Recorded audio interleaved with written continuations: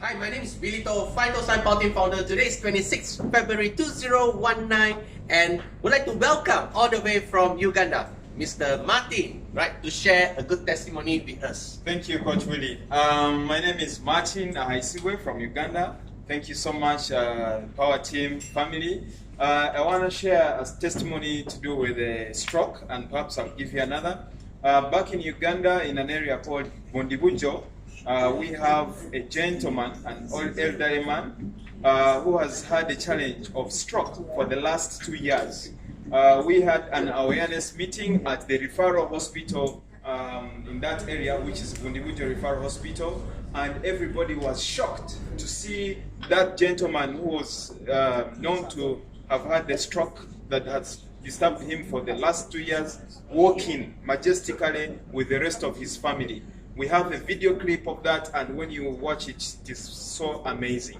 So remember, stroke usually attacks the brain somewhere and disorganizes almost the whole one half of the body. So this is a gentleman whose arm was stiff in one position and also could not talk and could hardly move, could not actually move. So this time around he walked in when his arm was stretching out, and he was walking though with difficulties, but was able to walk. And at the end of the session, very many people were shocked because the same gentleman was able to talk to the wife. You know, it was so amazing. Yeah. So we also have another case in another area where a certain gentleman, well-renowned gentleman and very highly educated in Europe and other areas, is leading NGOs. NGOs in Uganda, we call them NGOs. They give charity.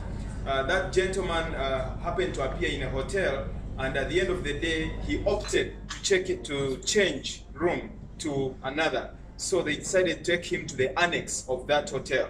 So in the process, the security guard moved with a dog. Now that dog ended up biting that gentleman.